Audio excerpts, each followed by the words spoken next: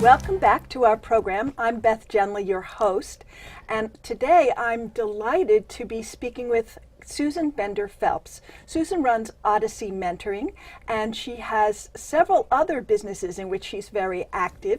She's also an important volunteer within our community and politically active. As well, she's an author. This is her book, Aspire Higher. And today we're here to talk about her mastermind group, which is called Harmonize Your Work in Your Life. Susan, thank you for joining us. Thank you, Beth. So Susan, first I want to acknowledge you are the reason that I'm in Toastmasters. I'm very glad that you're here. We've known each other a long time. And I understand that you're not a fan of the term work-life balance. Why not? Well, have you ever balanced on one foot for any period of time? I try not to. I wonder why. So I even take yoga, and there are times when I can balance beautifully.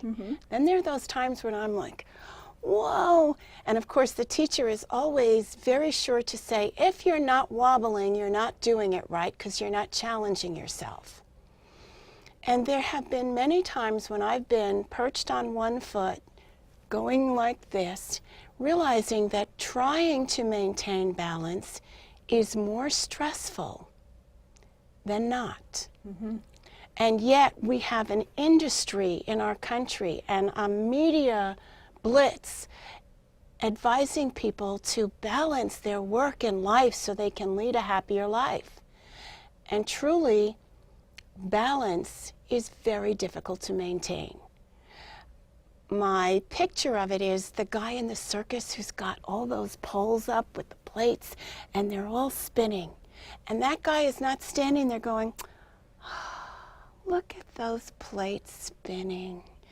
Isn't this so relaxing? He's like this. And he's great at it and I love him and that's his job. But most of us shouldn't have to live that way every day. And what I've discovered is the metaphor of harmony and harmonizing my life allows for the crescendos. It allows for the lows. It allows for the stillness. And it gives me a way to hold my life that matches my rhythm of life, my heartbeat, my soul, how I think. I'm not going like this, trying to maintain balance. That's really surprising to hear from you because I know you do have so many plates in the air, and I've known you for a bunch of years and you've always had many, many plates in the air. I do know that people who balance plates in the air or do other crazy tricks often center themselves and get very still internally, but that is a very hard, it's a discipline to maintain. So I'd love to hear more about what you recommend, or let me rephrase that. I'd love to hear more about the harmony, how you get harmony as it's a moving target, right? Well, it's not a target. Ah, okay. It's a way of being. If I were a musician, harmonizing would be my target. So in that way, yeah, I think that is a nice way to look at it, is I'm looking, how can I harmonize? How can I be in my life with ease and yet still be on purpose, be focused, get the job done? So for example, we're always juggling so many different plates in the air or so many different things. You say I have lots of plates. Yes, I do, because I volunteer. I own 3 businesses. I co-own 2 of them. One is, Odyssey Mentoring is mine. I own a winery that I co-own, and I also co-own an equipment leasing company. And in addition to that, I have 3 bonus children, 1 child that I gave birth to, and 8 grandchildren. So yes, I am always looking out into my life. I don't, and you know this about me, I don't show up frazzled. I've never seen you frazzled. Ever. And part of that is because I try to do one thing at a time. Even though I have all these things occurring, I start something, and let's say I get interrupted. I will say, excuse me, give me 1 second here. and I look to see where I am, no matter whether I'm on the computer, I'm writing, whatever it is, and I literally end the session of whatever it is I'm doing. And then I can say, okay, Beth, and now I'm 100% with you. We don't do that necessarily with our children because we think that they can handle it if we're not with them 100%. When I'm with my kids or my grandkids, I'm with them 100%. I was just imagining making that transition with a kid that's going, Mom, Mom, Mom. And I'm thinking the only way to do that, if you have a small child who is old enough to understand language, will be to narrate that process, to say, I'm finishing my thought about this sentence. I'm going to write the rest, if I can speak today, I'm going to write the rest of this sentence, and I'm going to think about where I am in this process, and then you will have my complete attention.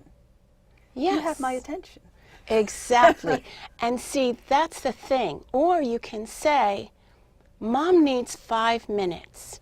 Go play, and I promise in 5 minutes you will have my attention. They go and play. Now, generally what happens is 5 minutes, we finish, and something distracts us. Mm-hmm. And that child is over there. Whereas Mom, she said 5 minutes. So now I've lost credibility with my child, and I've missed an opportunity to really be with them. So you have to walk your talk. You have to do what you say you will do.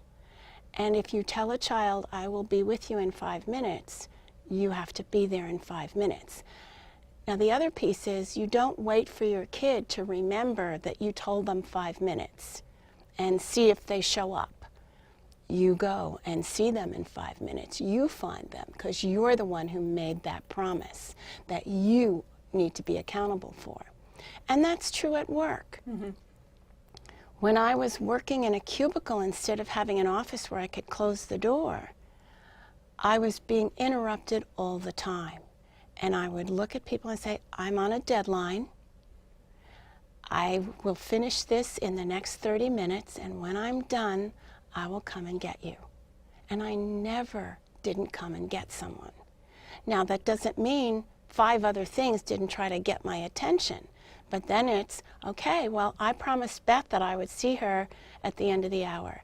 Let me finish this project. I'm going to talk to Beth, and then I will call you. And if it's a good time, we'll meet. And if it's not, you let me know what is. Boom. And now I'm doing what I'm doing 100%. And when I do what I'm doing 100%, it doesn't mean that I'm going, I am focused. I am on purpose. I am producing a result. So it doesn't mean that I'm riding the wave. I mean, even a surfer, they have to be in tune with the rhythm of the ocean in order to surf. When they're up there, they're not relaxed. They're balanced. And they don't unrelax until they've caught that wave, ridden that wave, or been turned around upside down and upside down. But they always know that when they get turned around upside down and upside down, they're going to come up, they're going to center, and they're going to ride out and catch the next one and hope they do it better.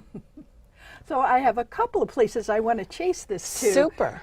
One of them is, in order to be your word like that, and I know many, many people who center their ethics around being their word and then get themselves in trouble because they make promises in the moment that seem like good promises to make because they want to be fully with that person. So do you have any advice around being mindful of the promises that you make and ones that you can't make? Because it seems like that's where I see a lot of people get really thrown. Yeah.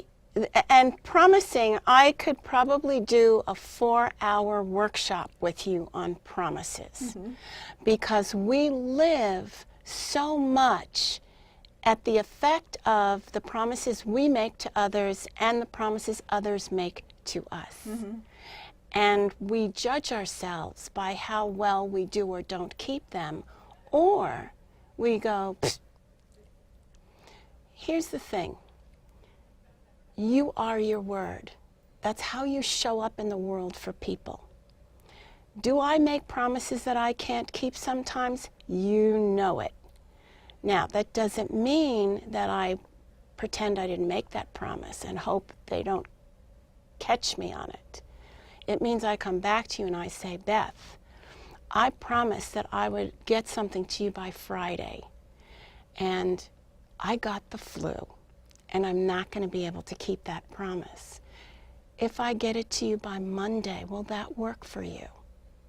Now I'm giving you an opportunity to see that, one, I know I made a promise. Two, it was important to me to keep it. Something happened and I couldn't. Will you renegotiate? Now you may say to me, Monday's too late. Could you get it to me by Sunday? And I'll say, wow, that'll be a stretch, but I'll do it. And then I'll have to make something else happen on Sunday in that time that I needed, that I thought I would have for something else. So I'm always readjusting, and that's part of the harmony, is you're readjusting for what's so and what's real. And your word is real.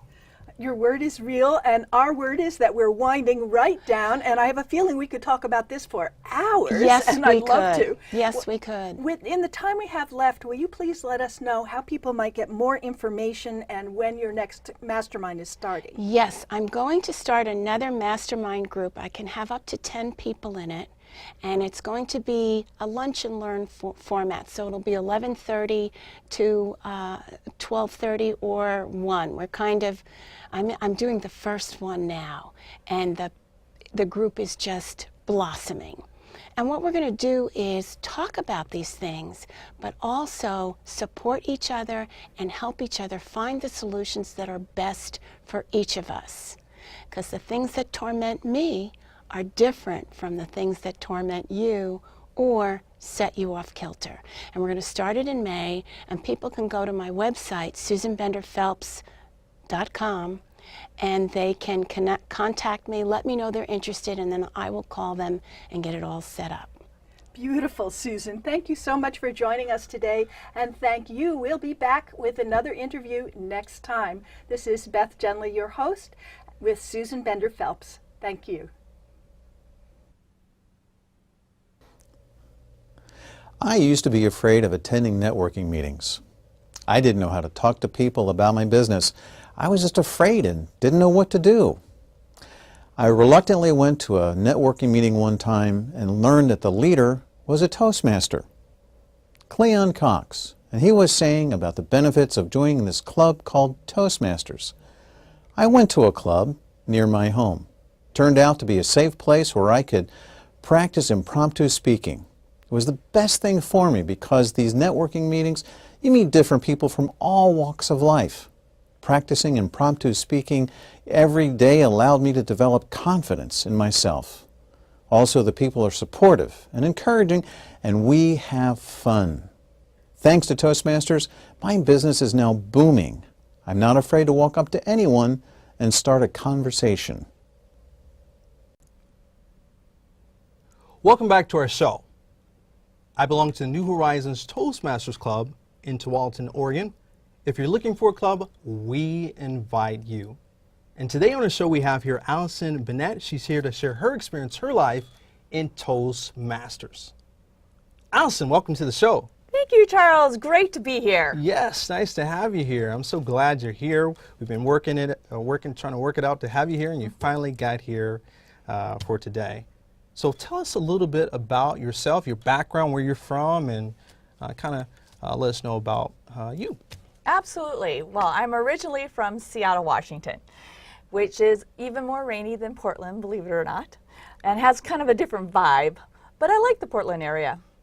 I have also had the opportunity to live and work in Europe and Texas and California. For several years, I worked with an international communications company where we use theater-style workshops to help business people and schools become better communicators as she stumbles. Well, walk us through that. Like, how long did you do it for, and what did you prefer out of all those different avenues as far as communications? Kind of walk us through that as well. Well, it was absolutely fascinating working in different countries. In fact, you can tell that the people from the northern parts of the countries are very different from the southern part within the same country. And the communication style, of course, from culture to culture is completely different. So, but there are some similarities and there are some common truths. And one of them is about eye contact. And that's one of the things that we teach in Toastmasters. In fact, the very first time I looked at the competent communicator, I was shocked because it was a distilled down portion of exactly what I had been teaching for a lot of years. And it was very succinct and the information was fantastic. I loved it. Great, great. And so you did coaching and training, like kind of break some of those things. Without giving us too much, give us some ideas of what the content, you said eye contact, or some other, what's some other content you can go over and share with us as far as your training and your coaching and teaching? Well, I also have done quite a few trainings for Toastmaster clubs around the area. And I've been able to do really fun vocal variety workshops where I get people up and help them break out of their fear and trying new things and playing with tones and ways of saying things, so that when they come back and they're doing their speeches, they can just feel a little more comfortable and have a little bit more variety. Great, great. So you talked about traveling to Europe, and I think I heard, did you say Germany at all? I did. How long did you live in Germany for? I was there for about 3.5 years. Okay, great. Did I tell you I lived in Germany for 3 years? That's great. I love that. I actually loved Germany so much that I went back 2 years ago and did a 9-country, 15-city kind of tour. Okay, great, great, great. So tell us about your experience in Toastmasters. How did you first hear about Toastmasters? Kind of walk us through that whole story. Well, I had heard about Toastmasters for a lot of years. And the first time that I really kind of experienced Toastmasters, I was a coach. And one of my clients was very introverted. And she really wanted to break out of her shell. So I suggested that she go to a Toastmasters meeting. I had never been, but I suggested that she should go to it. And she loved it. In fact, she loved it so much, she joined a couple of Toastmaster clubs, and this Toastmasters, TV Toastmasters, was one of the clubs that she joined several years ago. Wow. And it really helped her open up, and she is actually now studying law, so she will be in front of lots of people all the time. That was the funnest, funnest thing to see, a change in somebody's life. Right. Fast forward a few years later, I moved to Beaverton. And I was trying to think, how can I meet people here in Beaverton? And what popped in my mind was Toastmasters. So I went to a Toastmasters club, and I loved it. The very first thing that caught my eye is it gave me an opportunity to be in front of people or on stage again. I had taken myself out of the public eye, off the stage for a while, and I was just kind of opening the door and tiptoeing out and trying the stage thing. So that's what caught my eye. But what kept me coming back to Toastmasters again and again, the evaluations. I love the fact that we work on evaluations, that we work on clear and positive and helpful communication.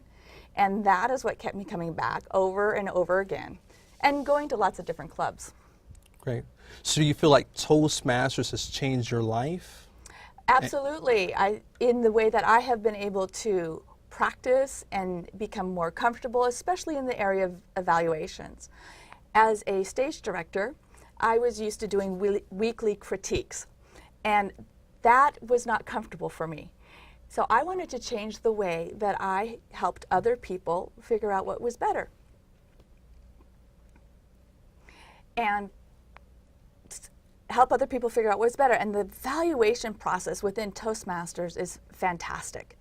I love the fact that we practice every week and we get evaluations on evaluation. Yeah. That is my favorite thing. In fact, I have now incorporated that into some of my trainings that I do outside of Toastmasters. Great, great. And so you would recommend Toastmasters to others as a way to kind of improve and to become better communicators? I have recommended Toastmasters to lots of other people, and several people have joined, and not only just to become better communicators, but better leaders. This has been a fantastic way for me to step back into leadership and have a lot of leadership roles and have a lot of fun on different levels. Great, great.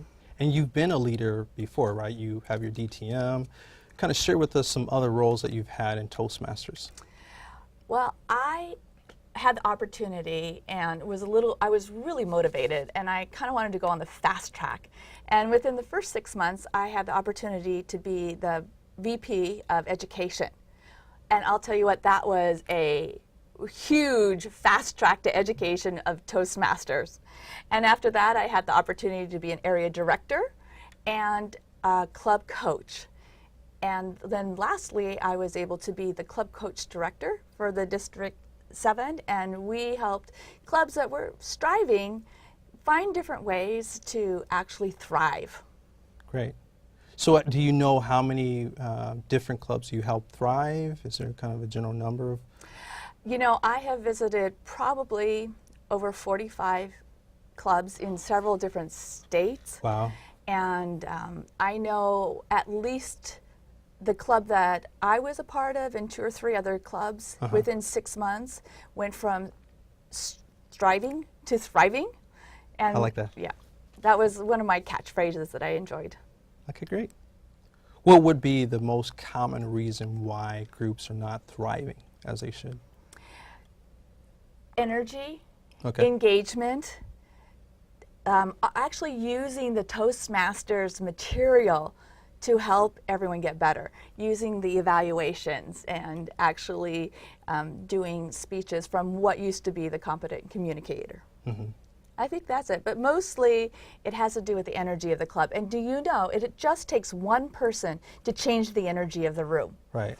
Have you ever gone into a room and you kind of notice everything's a little bit quieter, Yeah. and then a party person comes in and whoo, it completely changes. Or a sad sack person comes in and you just want to go home. Yeah. So my suggestion is be the one person that changes the energy in the room. Wow. That's great. No, when you said that, I thought about Joe Harper. You know Joe Harper? Yes, I know Joe. He's hysterical. So we need more Joe Harpers in a group to kind of liven up a group. Or just laugh. When somebody is on stage and they are trying out material and it's even the slightest itty tiny bit funny, if you do a chuckle, that encourages them to continue to be funny, and it brings the energy of the room up. And also, enthusiastic clapping also brings the energy up in a room. Like clapping? Yeah, or just more clapping? Like really. Okay, just. One of my favorite clubs, at the end of everybody's speech, we kind of whoop it up. It's the Sporty Speakers Club at Nike, and so everyone's rather extroverted and loud. So if you're looking for an extroverted loud club, that would be one to try.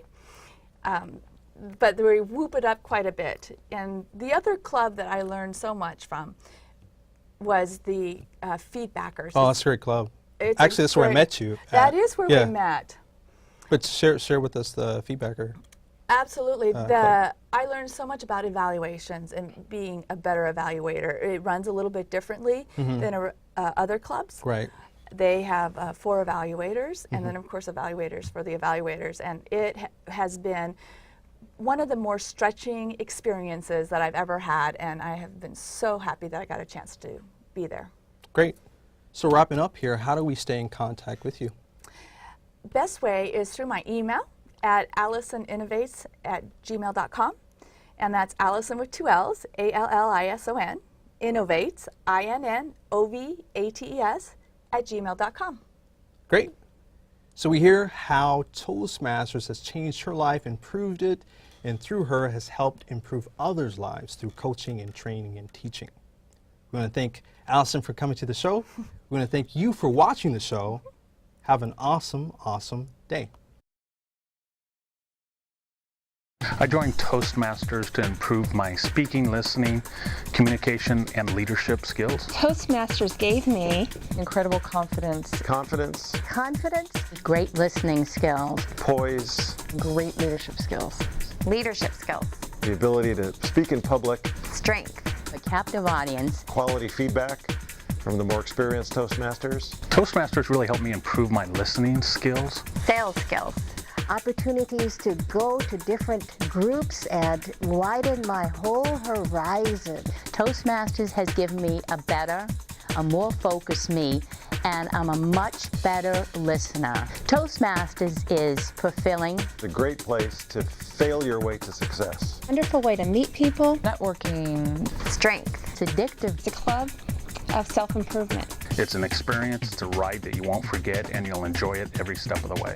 Toastmasters helped me land a kick-butt job. I sang at one of my table topic speeches, and people liked it and applauded. My business is doing great, and I'm very, very grateful to Toastmasters. It's been a great experience for me. Thank you, Toastmasters. Thank you, Toastmasters. Thank you, Toastmasters, for giving me so much confidence. thank you Toastmasters for everything.